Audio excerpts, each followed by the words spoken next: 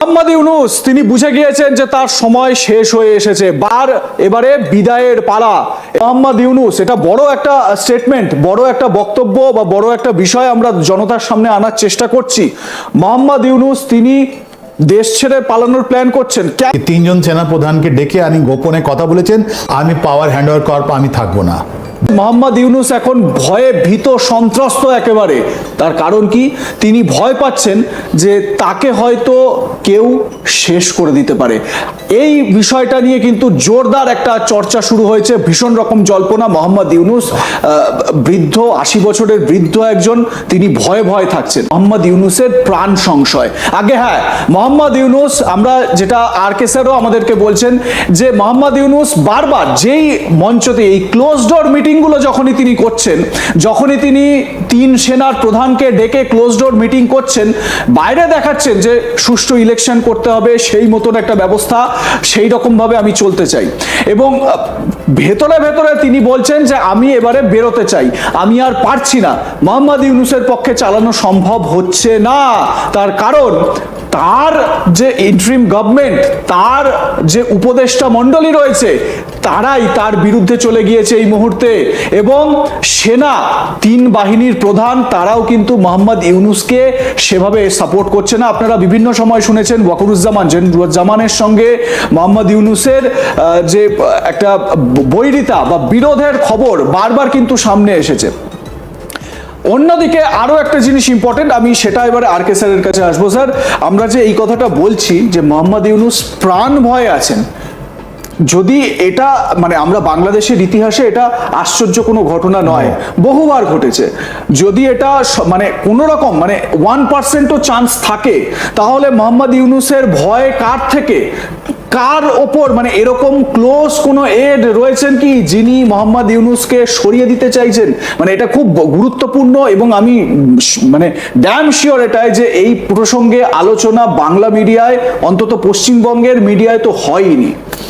দেখুন, এটা senior build up কি করছে না, বিকজ এটা আপনার অনেকগুলো যা ইন্টেলিজেন্স কমিউনিটি আছে, স্ট্র্যাটেজিক যারা থিঙ্কার আছে, ওরাই শুধু করছে।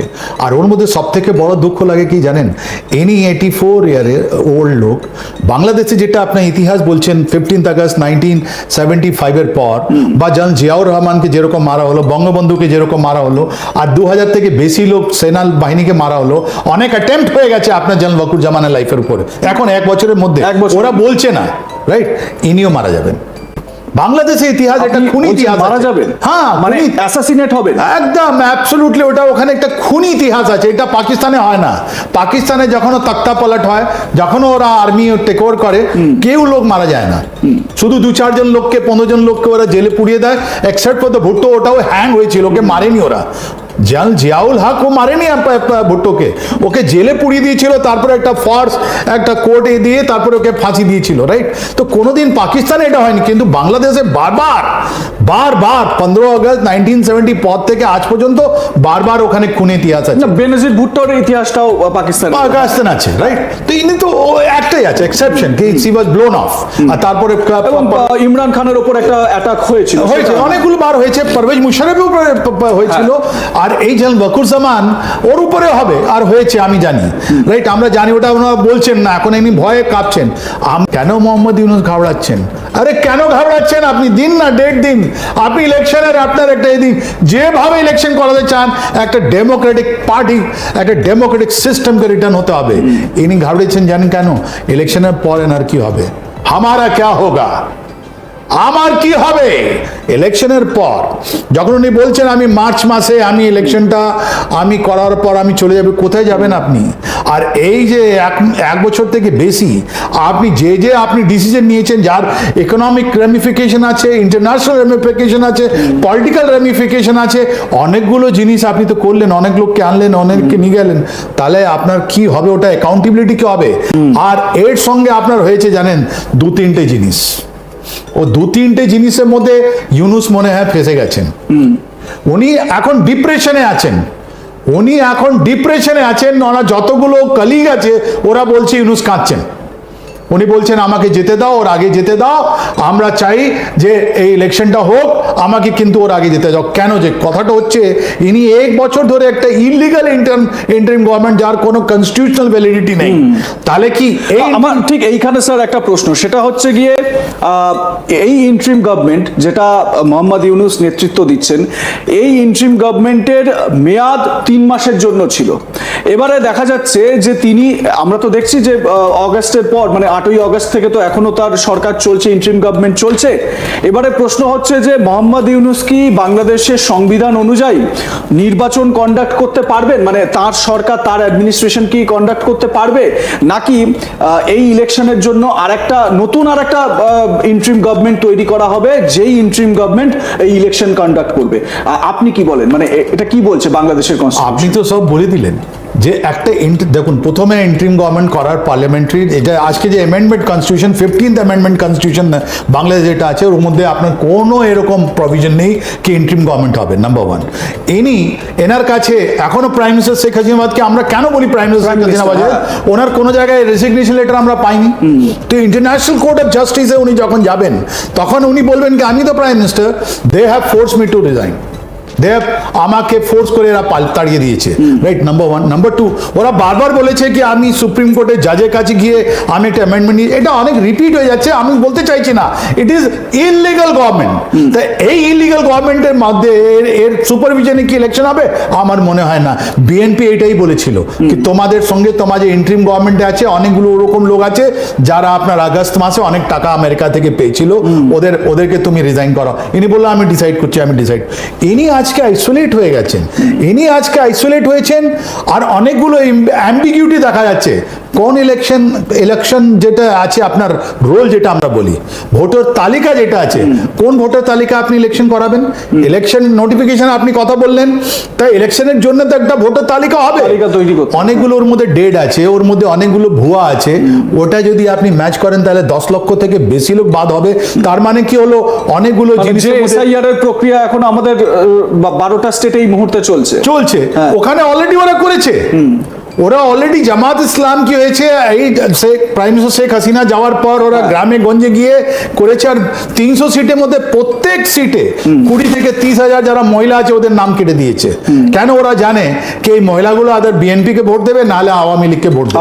তো অলরেডি ওটা আওয়ামী লীগ তো ব্যান্ড, ওখানে আওয়ামী লীগ ব্যান্ড। প্রশ্ন হচ্ছে মানে আমরা ঠিক এই জায়গা থেকে আওয়ামী লীগ ব্যান্ড, আওয়ামী লীগের পরে আনডাউটেডলি বড় কোনো পার্টি যদি থাকে সেটা বিএনপি।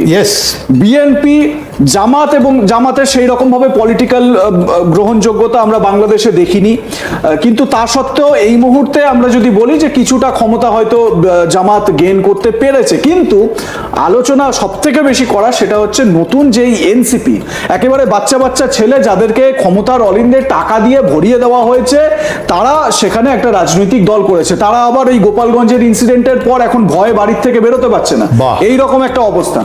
এবারে প্রশ্ন হচ্ছে যে বিএনপি এবং সেই সঙ্গে জামাত, তারা কি কোন রকম ভাবে এনসিপির যে বাড়াবাড়িটা মোহাম্মদ ইউনূস একটা দেখাতে চাইছিলেন, তারই তো মস্তিষ্ক প্রসূত, ওই মেটিকুলাসলি ডিজাইনড, ইনিই বলেছেন। তো কোথাও কি বিএনপি এবং জামাত এই এনসিপি কে একেবারে মাথা তুলে দাঁড়াতে দেবে না? মানে একটা হিন্দিতে কথা আছে না যে এই সাপ যখন ছোবল মারতে যায় তার আগেই তাকে দাবিয়ে দাও, এটা করে দেবে কি বিএনপি জামাত মিলে? দেখুন, আজকে যে ওদের সার্ভে হচ্ছে ইন্টারনাল, ওর মধ্যে কি আছে যে এনসিপি যেটা আছে 5% থেকে বেশি বাড়ছে না। ওদের কাছে পয়সা আছে, তাই জন্য আপনি দেখবেন ওদের সোসাইটি, বাংলাদেশ সোসাইটি, যেটা আমরা চিন্তিত কেন আছে, ওটাতে ইন্টারনাল অ্যাফেয়ার আছে, আমি কেন দখল দিতে যাব? ওদের ইন্টারনাল সোসাইটি এখন ওয়েপনাইজ হয়ে গেছে। এনসিপি 21 অক্টোবরে ওদের যে ভূঁইয়া, উনি একটা অ্যাডভাইজার, উনি ইউথ অ্যাফেয়ার অ্যাডভাইজার, উনি বলছেন কি আমি 7,000 কত লোক, 800 লোকের মতন লোককে আমরা 8,000 আশেপাশে আমরা মেয়ে ছেলেদের মিলিয়ে ট্রেনিং দেবো। গভর্নমেন্ট রিজার্ভ ফোর্স কেন তোমার রিজার্ভ ফোর্স লাগছে বাবা? ও বলছে কি আমি জুডো কারাটে, এক জায়গায় বললো আমি ওয়েপন ট্রেনিং করাবো আন্ডার সুপারভিশন, তারপর ওটা কেটে দিচ্ছে কেন? 300 এই 8,000 বা 9,000 লোকের লিস্টটা কেন আসছে? বিকজ 300 যেটা সিট আছে প্রত্যেকটা সিটে এরা 30 থেকে 40 লোক আম কাটা দিতে চাইছে। তার মানে আমি তোমার যদি ইলেকশন হবে ওটা গান পয়েন্টে হবে। তাহলে এই যে আপনার যে ফরেন যতগুলো অবজারভার আছে ওরা কি লক্ষ্য করবে না? That is point one.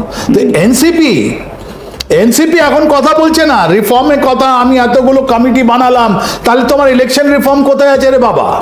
তোমার ইলেকশন নোটিফিকেশন নেই, তোমার ইলেকটোরাল রোল রিভাইজ হয়নি, যে হয়েছে ওটা ভুয়া আছে, ওর মধ্যে অনেকগুলো অ্যানোমালিজ আছে, রাইট? এখন ইলেকশন ক্যান্ডিডেট চলতে আরম্ভ হয়ে গেছে, বিএনপি দিল, আপনার জামাত ইসলাম দিল, বিএনপি এখন দেবে, তারপর আপনি ওয়েপনাইজ করছেন। আর জামাত ইসলাম যেটা আছে, জামাত ইসলাম তো অলরেডি নভেম্বর মাস থেকে ওরা ছাত্র শিবির যেটা আছে ওরা অলরেডি করছে, আর যতগুলো ইউনিভার্সিটি আছে ওরা ক্যাপচার করে নিয়েছে। আর সব থেকে ডেঞ্জারাস জিনিস কি হয়েছে জানেন? পাকিস্তান থেকে লস্করে তৈবা, পাকিস্তান থেকে হিজবুল মুজাহিদিন, ওরা এসে এদেরকে ট্রেনিং দিচ্ছে, মাদ্রাসার মধ্যে লোকের ট্রেনিং দিচ্ছে। আর ওই মাদ্রাসার মধ্যে অনেকগুলো নাম আমি আপনাকে দিতে পারি, প্রত্যেকটা আইডেন্টিফাই হয়ে গেছে ওখানে। আর এই যে 4 আর 5 আগস্ট 2024 যেটা 400 শোনা যাচ্ছে যে এই ফুল সাপোর্ট দেওয়ার জন্য, এই লস্করে তৈবা এদের ফুল সাপোর্ট দেওয়ার জন্য আইএসআইও নাকি সেখানে অফিস খুলেছে। দেখুন, আইএসআই অফিস খোলার দরকার নেই, বিকজ ওরা তো ইউনিফর্ম পরে ওটা কাজ করে না, ওরা সব জায়গায় আছে, অমনিপ্রেজেন্ট আছে, একটা জায়গা থাকবে, ওখান থেকে পয়সা দেবে, ওখান থেকে লোককে ডাকবে, ওদেরকে বলবে তুমি ট্রেনিং এখানে দাও, তুমি ওখানে দাও, তুমি এখানে দাও।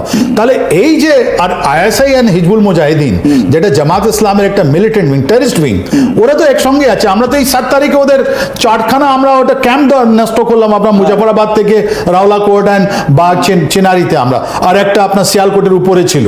তা এই যে পাকিস্তান থেকে যারা আসছে আর এই যে ওয়েপনগুলো আপনার ছিল ওরা ওয়েপনাইজ করছে, তার মানে আপনি একটা মনে করুন একটা ডিস্ট্রিক্টে 3টে জিনিস হচ্ছে। এক, এনসিপির একটা এখন এই যারা ট্রেন করছে এরা যারা বলছে ওরা, নাম্বার 1। নাম্বার 2, এখন জামাত ইসলামের আর্ম থাকবে and Jamaat Islam will be supported by the army. এখন মানুষের মধ্যে, বাংলাদেশি লোকের মধ্যে বাংলাদেশ আর্মি যেটা আছে ওর ক্রেডিবিলিটি খুবই লো হয়ে গেছে এই জেনারেল ওয়াকুরুজ্জামান।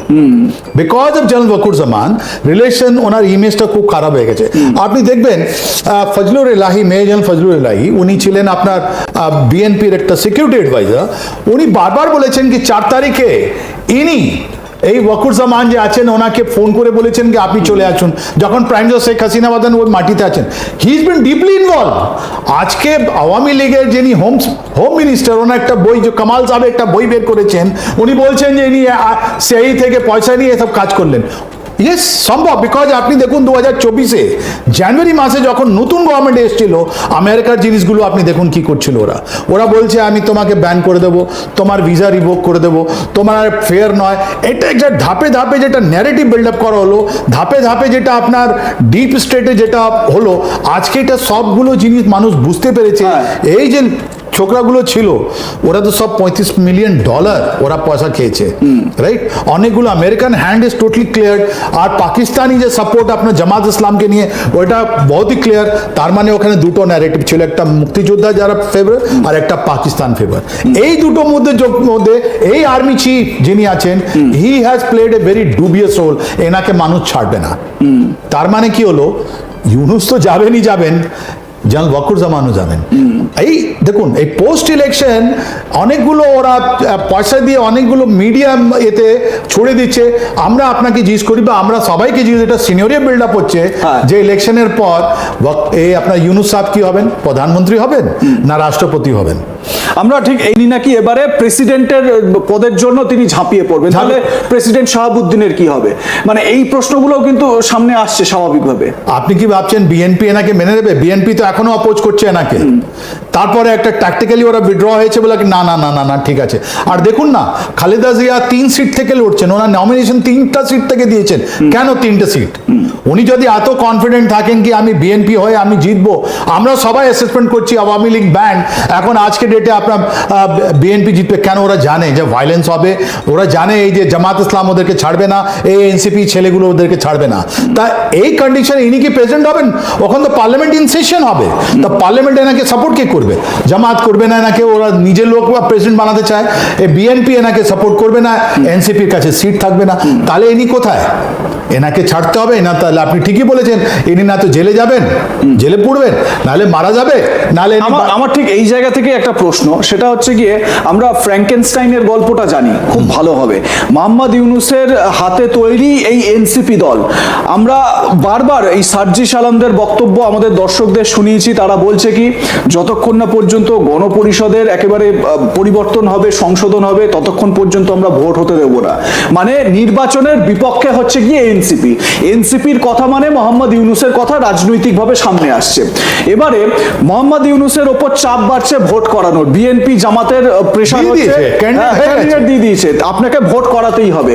কোথাও কি ওই ফ্র্যাঙ্কেনস্টাইন যেটা আমি বললাম, এই এনসিপি কি এবারে মোহাম্মদ ইউনূসের হাল খারাপ করে দেবে? মানে এই যে অ্যাসাসিনেশনের একটা বিষয় সামনে আসছে, এনসিপি কি সেই কাজটা করবে? সেই চান্সেস কতটা? অ্যাবসলিউটলি। দেখুন, ইনি বাঘের উপর আছেন, ইনি না নামতে পারছেন না, রাইড করতে পারছেন। আপনি কত সুন্দরভাবে এনসিপির কথাটা বললেন। আমরাও জানি এনসিপি ইজ ওভার। এনসিপির সার্জিস, আপনি যতগুলো হাসনাত ফাসনাত যত নামে, সব শেষ। মানুষগুলো বুঝতে পেরেছে ওরা ধাপ্পা দিয়েছে, মানুষগুলো বুঝতে পেরেছে ওরা বিক্রি করেছে দেশকে। ইনিও যে বিদেশি পাওয়ারকে নিয়ে এসে নিজে মাটি বিক্রি করে দিয়ে এনাকে কে ছাড়বে বলুন? কে এনাকে সাপোর্ট করবে? তো ইনি যখন একটা সিনারিও বিল্ড আপ করছেন, তখন ইনি বুঝতে পারছেন আমার হাতে কিছু নেই।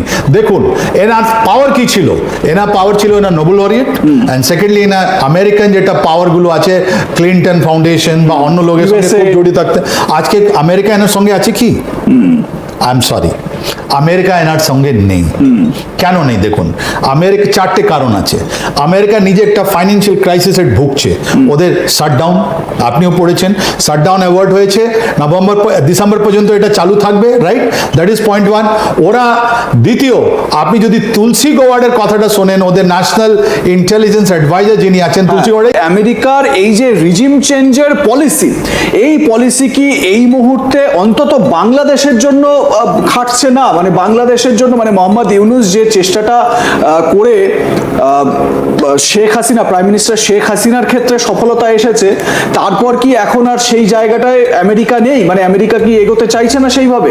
আজকে আপনি যেটা দেখিয়েছেন, এটাই আপনার সেন্টারিটি অফ দ্য প্রবলেম আছে ওখানে বাংলাদেশে। আমরা বলি না হুইজ কন্ট্রোল, তা আজকে প্রবলেম থেকে আছে। এই যে তুলসী গওয়ার্ডের স্টেটমেন্ট বললেন যে আমি রিজিম চেঞ্জ করব না, এটা আপনার জো বাইডেন আর অন্য লোকের সঙ্গে এটা একদম টোটালি 360 ডিগ্রি চেঞ্জ হয়ে গেছে, বিলকুল অপোজিট হয়ে গেছে। যে তুলসী গওয়ার্ড যেটা বলছেন, উনি বলছেন আমি আর রিজিম চেঞ্জ করব না, তার মানে কি হলো? তার মানে উনি বলছেন যে ওখানে একটা ডেমোক্রেটিক গভর্নমেন্টটা বসুক, একটা ইলেকশন প্রসেসটা হোক। যদি ইলেকশন প্রসেসের আপনি কথাটা বলছেন, তাহলে আপনি বলুন তো, ডেট নোটিফিকেশন, আপনার ইলেকটোরাল রোল, আপনার participation of all the political parties, আমি নামও নেব না, বিকজ এটা বাংলাদেশে ইন্টারনাল ম্যাটার, আর এটা আমেরিকা নিয়ে ওরা কোথায়। তার মানে যতগুলো পয়সা রিস্টোরেশন অফ ডেমোক্রেসির উপরে ইউএসএ যেটা পয়সা আসতো আর আসবে না। তাই জন্যে আপনি দেখুন না, এরা সব যতগুলো নোংরা জিনিস, হিউম্যান ট্রাফিকিং, আপনার নিউক্লিয়ার ম্যাটেরিয়াল ট্রাফিকিং, সব জায়গায় থেকে এরা পয়সা কাড়ার চেষ্টা করেছিল, আর এটা পাচ্ছে না।